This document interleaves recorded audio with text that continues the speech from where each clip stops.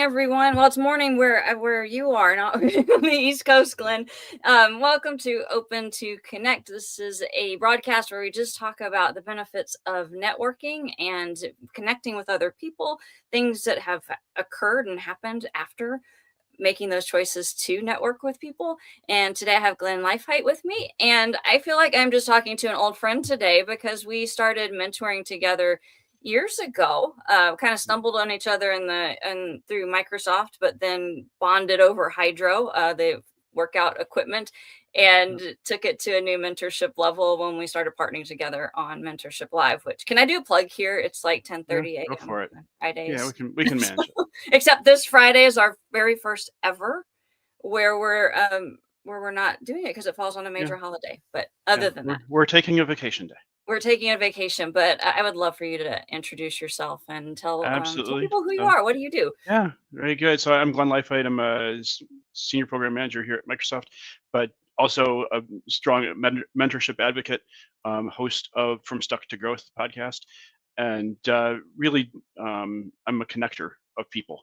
Is really who I am, and yeah. So that's kind of what it's about and why we're here to talk about this today, because I think that's something that is core to my being at this point. Yeah, I love that so much because when I first started using LinkedIn, my goal was like, I want to help people and be a connector of people, but I didn't know what I was Yeah. doing. So we can Mhm. get into any of that piece later. Yeah. What inspired you to start connecting with others? I mean, that's a So conscious choice, right? So, yeah, it is a conscious choice, and I've always been um, fairly important to. It's been important to me for quite some time. But I think one of the things that I saw, I've gone through stages. So when I first started working with LinkedIn and stuff like that, it was more about getting to know people. But in my technical career, I have a degree in urban planning and American Studies or urban planning, essentially. And so basically, the whole idea is that I'm not a technical person by nature, or by training. So I became a technical person by teaching myself. mm, And because I was a technical person teaching myself, I had to learn from other experts and so forth. So I always had this desire and need to connect with people who I worked with, to connect with people in other industries, um, to really help build my career as part of that. And that was a big part of that. It was much more less structured than it is today, and how much I communicate with people, and I was young and in my infancy there too. But it was kind of um, I find it really kind of ironic in the fact that I was the person least likely to talk in high school, but yet I'm connecting with all of these people. But I think part of that was I found what interested me and interested them wasn't mm. something that just interested my high school classmates. So our interests just didn't align in the same way, from that perspective as well. I love that. I'm a recovering shy person, so I Yeah, absolutely relate that when I connect with somebody yeah, and we really have that thing, it flows so easy, but trying to yeah, force it has always been a challenge. yeah, Not that you can't learn it, yeah, but it has been a yeah, challenge. So we yeah, have a lot of absolutely. misconceptions often on what is professional networking, and Yeah. often people make it an insurmountable monster. What would Mhm. you? What is your view on it? How do you view that process? To start with, it is not even close to a monster. I think if you're thinking that, you need to scale back quite a bit.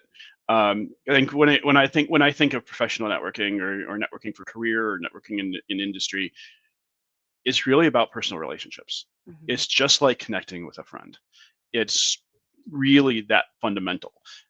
Odds are they're not going to turn into your best friend, so you're not going to have the times.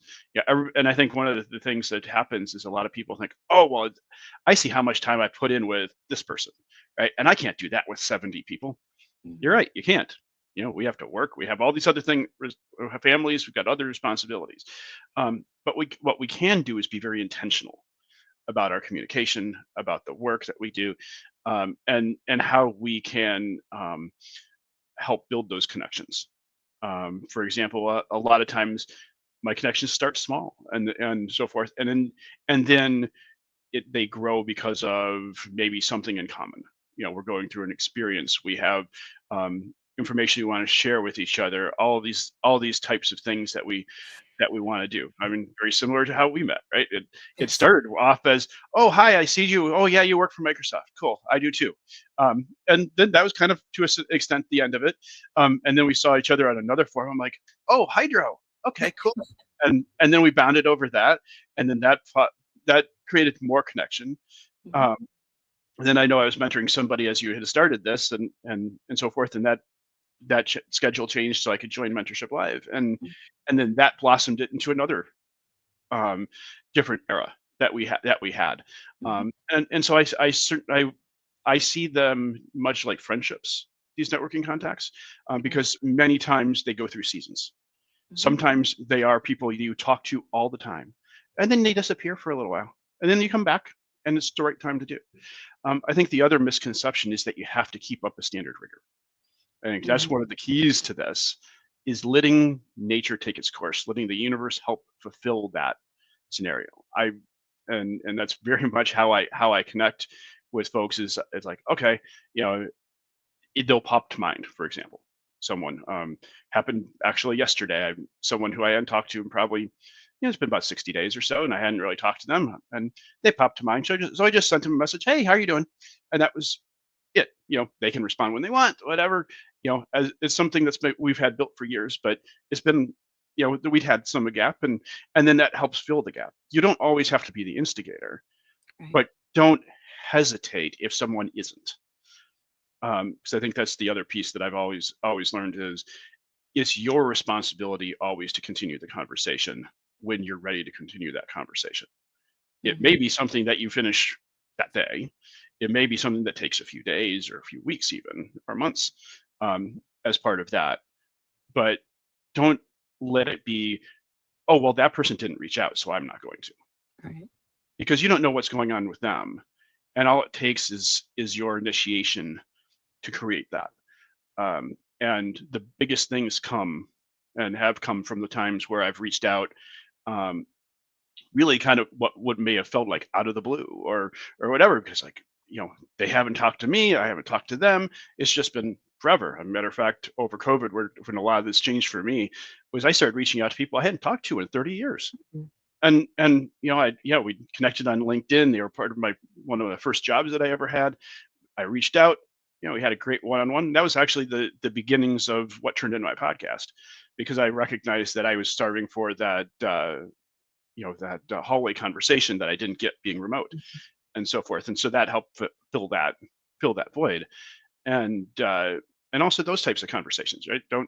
It doesn't have to just, when you're first getting started. Sometimes it starts as just messages on LinkedIn, or on Instagram, or however you're connecting, right? And don't also underestimate different platforms too. A lot of people are Right. like, oh, I business network on LinkedIn, and I do the personal stuff on Facebook, and I do this other thing on Instagram, or I don't do any of those things because I don't use certain platforms. Each platform has their ability to help you build connections. I built them on all of them, um, and it's surprising to see who you can connect with and who's willing to respond to you, because if you give from your heart and you give internally, and from yourself, um, in a natural way, most people will respond. People you don't expect to respond. You end up in rooms that you don't feel like you belong in, that you never would have found yourself in if you hadn't done it. But you do belong there. And yeah. Yeah, I love that. Especially mentioning other platforms and whatnot. Because when I Mhm, started doing this, I was like, mhm, oh, I wonder if there are any Facebook groups out there. And then I yeah, found one just on people who are doing podcasts. And now I have yeah, this whole network of people who are attempting the same thing and building relationships there. And some of them are yeah, even going to join us here. And exactly. it's amazing where things can go. And I love the point that you mentioned about just like everybody starts at zero. We all are brand Yeah, new connections at some point, mhm, and it's yeah, awkward sometimes to get started on a connection, on a friendship, on any of those yeah. things. And But and the more awkward it is, the more natural it'll become yes, and then you as have the well. better stories later, right? Yep, exactly. Yeah. So, what? deep benefits have come to you from professional networking? I know at some point you've told the story of even finding roles that you didn't expect, Yeah. as far as professionally, but Yeah, absolutely. I think that there's, as a matter of fact, the role I'm in now came through joining this team came from through networking. It was an internal networking thing within Microsoft, but it really was me doing the same thing. I volunteered at a speaking event. I actually was the speaker wrangler for the person who ended up being the hiring manager in this role, and it helped provide that opportunity for me to interview and end up in the role. And but there's lots of other different things that have occurred, right? I've got amazing friendships from all over the world. I've got friendships from people who I would never expect, right? And so forth. As someone who lives in the tech world, to have people who um, do very different things in life. I love that as well. I think one of the things that I've been always also doing a lot of is if I find somebody, if I listen to a podcast like this, don't be afraid to reach out afterwards and say, "Hey, I loved what you were talking about. I'd love to know more." I've done that dozens of times, and a huge number of them have turned into friends that we talk every month or two, or even more frequently than that, where we have a lot of similarities and so forth, but it's about finding that commonality. And I right. think no matter who you are, we're always looking for that, because there's so much of um, anonymousness and lack of connection in so much of the world, that when you can find that connection, you can engage in a natural way. It just evolves really naturally. It reminds me so much when my daughter was 12, she was this natural kind of connector of people, Hmm. and it was a skill I just didn't have. She could go from hi to friends in a few minutes. I'm like, "How do Hmm. you do that?" And she was like, "I just keep asking questions until something they say matches their name." And I was like, "What a great way to just get to know Hmm. someone if you're looking for artist Annie." Then she just kept asking until something reminded them of her name, and then she didn't ever forget the name, and she got to know the person. So Hmm. I guess don't underestimate the people in your life, no matter how old they are. Yeah. Great networking Yes. advice. Um, Yes, exactly. I think that, and for some people it comes naturally. Some people it's an evolved skill. It certainly was an evolved skill. Um, I learned a lot of it from my father. I didn't realize that till later in life, because he was mhm, the guy who made friends with people in the line at McDonald's, or at in in different places, and always seemed to have a connection and knew everybody in town and so forth. And I never even thought about the fact that I kind of grew up with a little bit of that influence. But as mhm, someone who was shy, it wasn't my thing at that time. But as I started finding ways to find the synergies within people that very similar to me, interests and things like that, that gave me that in to be able to start those conversations and so forth. And I think when we look at networking in person and virtually, is different too. Right? mhm, Some people um, are more comfortable in one round or the other. Neither one's right or wrong. It's right, but online can be a great facilitator, though, because the reality is it's not just your neighborhood, right? It's right. the world, Yeah. and that's where you get the greatest breadth and Mhm. impactfulness. I think sometimes we underestimate how broad our scope can be in Yeah, the internet world. I even tell people yeah, just start following your favorite authors and make it hmm, a game to try and get them to respond to yeah. a comment that you make and then see what Yep. happens. And it's amazing how many of them will respond. I actually have three of my favorite authors I actually talk to from time to time. We're not like great friends or anything like that, but they'll respond. They're a solid working contact. Mhm. They respond more than some of the people I would have expected to respond. So I think it's that, and I think that the other piece is never judge how a conversation is going, because you don't know what's happening on the other side. I think Yeah. that's one of the biggest things, right? I don't know that you're swamped at work, or I don't know that you have these other things going on, or there's family stuff going on, or hey, you're on sabbatical or on vacation or whatever, and because you're at a distance most of the time, um, be patient with it.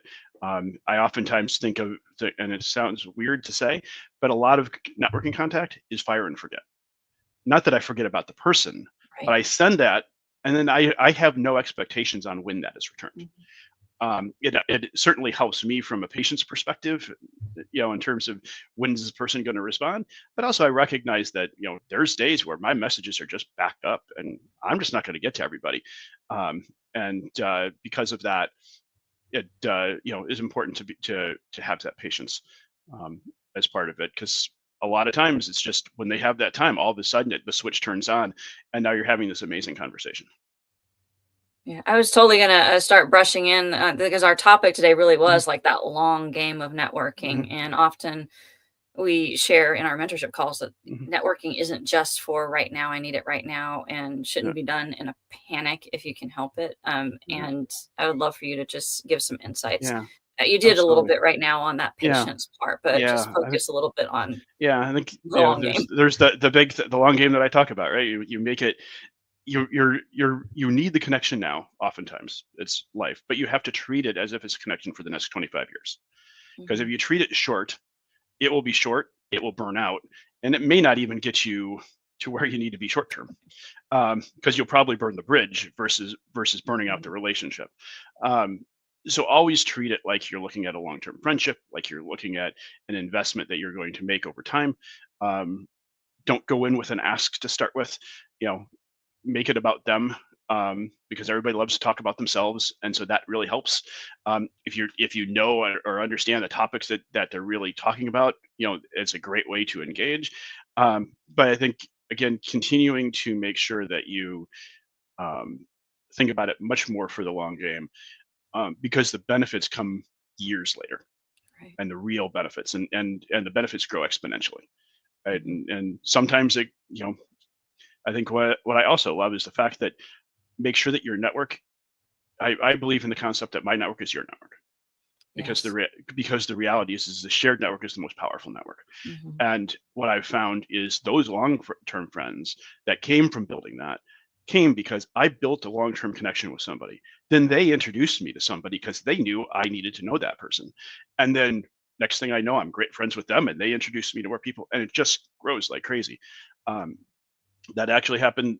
I introduced some people this week, and next thing I know, they're like great friends, and they're doing a bunch of stuff together, and all sorts of things are ongoing because I was able to facilitate that introduction. Um, so I think that's another piece of that longer term puzzle is it's not just for you, it's Right. for those around you, and it's for helping. I really think of it, and it may feel a little woo woo to some folks, but it's very much if you listen, the universe speaks Mhm. into how you should network. And are you being called to talk to that person? Send them a message. Yeah. If you're called, if they pop to mind, just reach out, just say hi. It doesn't have to be this great question, doesn't have to be anything. It's like, you know the other day, I'm like, I knew somebody had a new puppy, so I'm like, hey, how's the new dog? It's been, I'd love to hear a story or something. um, just completely not necessarily pressured, right? It was just something to help facilitate that conversation, but also help you get to know each other in multiple facets. Because I think the other piece that I recognize is that a lot of times we think about business connections as just a connection for business, right, or career. But the reality is everybody has a different facet in life that's going to be right. Some people are just going to be your business contacts. Others are going to be personal. Others Mhm. are going to be both. And sometimes you're gonna find one of my most recent interviews that I recently did is someone that I knew from a professional level, but now we started digging into the personal side of things, because it turns out we were both going through a growth phase of mental growth, and facilitating growing that way. And it's really fascinating to have those types of conversations with somebody. And so I wouldn't have had that conversation with my coworker, but I would have a conversation with them because we had that opening. So you take whichever openings you get, and over time they change. You know, it, the funny part is doing mentorship live. You've met some of the people I went to college with and high school with, because of connections that have transpired because of this. And so sometimes, obviously, over that period of time, it the relationships ebbed and flowed, and sometimes we've been silent for many years, right, and so forth. But it's just about being open. Yeah. was, even as you were talking, I was reminded of how much I can also just project what I think someone might be thinking about me Mhm. reaching out when Yep. it's not true at all. Kind of like, oh, they're going to think I'm after something or I'm bothering them, Mhm. even though I just want to know Yep. about the dog. Mhm. So I guess I would caution people a little bit is don't do that, right? You don't Yeah. know. You said it. You said it. You don't know where they are today. Right. You don't know even why they're on LinkedIn if you're reaching out on LinkedIn, since Yeah. we do that a lot. But Exactly. they could be having a Exactly. bad day at work and you don't want them to answer. Yeah, it may not be the right day for communication for them, and that's fine because we all have those days. And I look at the um, when you have these connections and maybe you're hesitating in reaching out, or why would I reach out? Don't I think part of it is, if you're hesitant, that's the universe telling you you need to introduce yourself with a small communication, right? This isn't about creating a big story. This isn't about anything else. With some people, it's like, hey, how's that project going? 6 words, right? It didn't take a whole lot of thought. Um, but if you've got a pre-existing relationship, that's enough to get rolling, right? If you're reaching out to somebody new, and you're reaching out, some maybe it's about whatever you've recently seen them talking about, right? And oh, I'd love to know more about this, or tell me more about this thing, or have you thought about this? Those are all things that help facilitate conversation, um, and facilitate answers. But you're talking about things that they're interested in, so it helps propel that forward, because it's kind of like the natural fuel of something to as it's starting from still. Yeah. I think one of the benefits that I see and talk about on LinkedIn a lot is when it comes to reaching out to people and finding people is Hmm. if you're interacting with somebody else's post or content, then Hmm. their network sees your content. And then you can Hmm. find so many people just by seeing who your network is talking to. Yep. And I was Yep. even as you're talking about, and when is the time to reach out? I know Microsoft today it announced like 9,000 people are being laid off, and Hmm. that's a great opportunity for people who have been laid off to be a helper to someone else because you are Yep. a month or 6 months ahead Yeah. of that person and can share Right. learnings or just Yeah. be support or any of those Yeah. things. And there's people that just need someone to sit with them for a minute, not Yeah. fix it, just Yeah, sit. and think about that. Like, everybody's going through something Mhm. within there, whether it's the layoffs, which they announced today, which, I think that goes twofold. First, there's, you hear somebody being laid off, absolutely, you know, let them know you're there, happy to help, whatever. From that perspective, however you're willing to chime in and help, but also check on those people who are still there, right? They're Yes. they're going to be suffering under more workload. They're going to have more things. Don't be afraid to just check in. Just like, hey, I heard that's going on. Hope you're doing well. Happy to chat if you want to chat. Leave a little teaser on something maybe that you're working on, or something that may have interest to help spur the conversation a little bit. But just reach out and say hi. And I think that goes a long way, right? Because a lot of times it's about the small moments. It's about the little congratulations. It's the little support notes. It's all those little things that just kind of build equity. And I think it's really um, the it's not a hyper equity relationship, but it is an equity relationship. You get what you put in, right? You Mm. don't go completely silent. You need to have quality conversations when you're having them. Um, is I have there's a friend slash networking contact, I guess is the best way to put it. We're catching up next week, and one of the things that happens is, we don't talk very often, which is why I call him a friend slash networking contact, right? Because we talk maybe every 6 months, maybe 9 months even, but every time we're excited, every time it's a great conversation, every time we dig deep, and we go in all sorts of different places, and you can't really predict where, um, and all of that actually came from an introduction, right? And it was a networking contact who said, "Yeah, you need to know this person," right? And it builds that, but it doesn't have to be immediate, right? It can be that, that constant. It can be something that happens periodically over time, or because it's got to fit in with everybody's schedule. Right, I'm Yeah. lucky enough that he actually lives not far from here, so it's something that we're actually going to meet in person. But it'll be the first time we've met in person, so that'll be great too.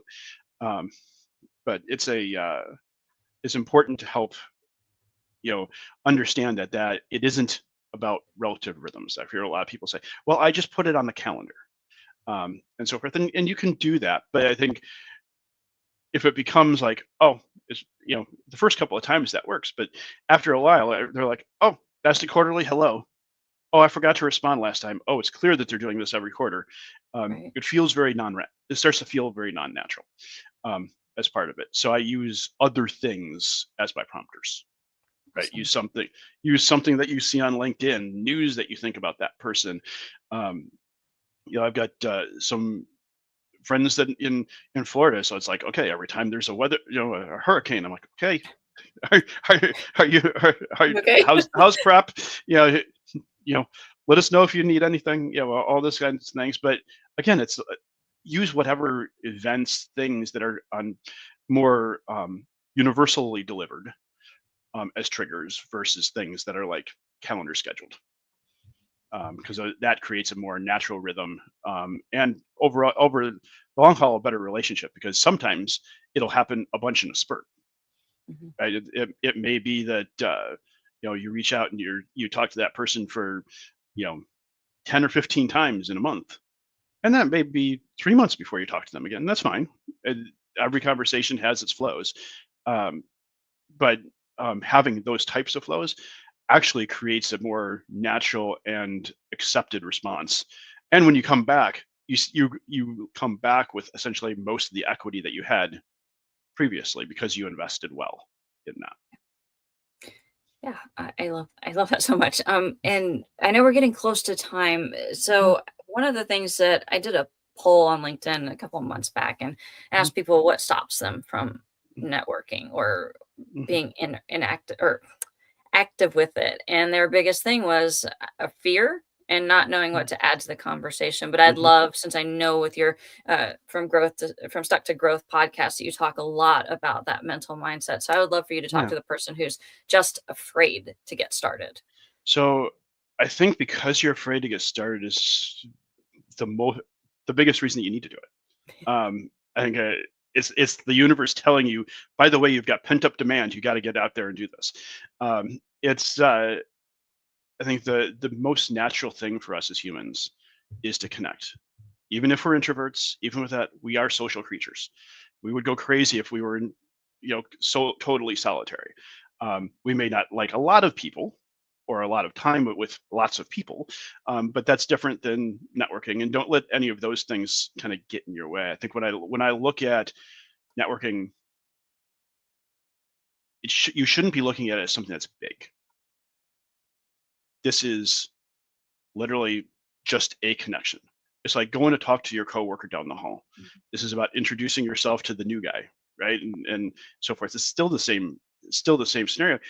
Um, you're really just trying to facilitate. And I think everybody also is starved for connection, especially these days. With more remote work, with more different things going on, a lot more scattered attention spans. People look for real quality connection, and which is why I'm fascinated by the people that I've been able to network with. Right? I look at the people that I interview in my podcast. I've got now 10-time national team rower, because she just um, got onto another national team. Olympic athletes, coaches of Olympic athletes, industry luminaries. None of which I would have normally had my regular conversation with, and none of them started with much more than a, hey, I love what you're doing. And like my most recent podcast is like, hey, I love the change that you've had in tone. You've moved from a more technical level of discussion on LinkedIn to starting talking about leadership and mindset. I'd love to talk to you about that. Yeah. And next thing I know, we're having online conversations, and then it goes into the podcast and a guest that's going to be on in a couple of weeks. And it's all about the little pieces of this. If you're None of this should take up a fraction of attention. And it feels weird to say that, but it is really just a small thing. If you're overthinking it and intimidated by it, think of it as you're doing. I think there's several terms for it. I think of it as micro communications. The reality is this is that micro set micro subset of a communication that you just need to do to kind of initiate that conversation, right? Just put that out there, and it's surprising to see what transpires. And the other part is, if they don't respond, you didn't lose anything, right? Which is one of the reasons why I talk about fire and forget. You put it out there. When they're ready in the universe, it'll come back, and they'll get there. When they're having a better day, fantastic, it's there. I just look at communications. I got a bunch of comments today from a post from 6 weeks ago. I don't know, but I'm grateful that it did, and so forth. Certainly, I wasn't counting on it from 6 weeks ago, but it came back. And so oftentimes it's you're putting things out there for the future. It may just not be right now, so that it's never a failure. The only failure you have is the lack of reaching out in the first place, because the reality is nobody's going to respond to you if you're not reaching out. So be that initiation and that fuel for that, because the reality is that connection that you're not reaching out to is not the connection that you're not going to have for 10 years from now. It is also, on average, if I averaged out most of my networking contacts, I'd say that average is that I grow by 3 for every 1 contact that I have. So that's 3 other people that eventually leads to 3 more people, which eventually leads to 3 more, exponentially growing. Yes. That wouldn't have happened because I chose not to reach out. Right. So am I choosing, by letting that fear get to me, I am deliberately choosing to not get to know the people who are going to lead to my success. And I think that's one of the ways I look at it, because I never would have met the performance coach I work with. I never would have met you. I never would have met. I wouldn't be in this role. Or my last 4 roles. I never would have been in so many of the different things. If you look at the businesses that we do, we all look for referrals. Who do you know? Who do you know? Who do you know? Right? And you ask your trusted friends. This really is the same thing. Yeah. It's just on a personal level. Yes. Thank you so much. We are at time. Would you like to just, I know you do your Stuck to Growth podcast, and do you want to talk about where that's available? Sure. From Stuck to Growth is available on most major platforms. It's currently audio only. If you have questions, you can find me on LinkedIn and Instagram and Facebook. Yes. And I don't think I'm overstepping to say that you are very open to connect with people if they're watching this and they want to find you on any of those platforms. And we were talking even before this that, the beauty of it is that our networks are other people's networks. So reach out if you need something. We'll try to get to it. I don't want to speak for your schedule because I know work is work. So thank you for being here. And I look forward to our next time that we get to mentor together and have a happy 4th and all of those things. Very good. Well, thanks for having me. It's been fantastic. I always love our conversations. So same. I know we could have done this for 2 share. hours. All right. Thank you again. Thanks. Right, bye. Bye.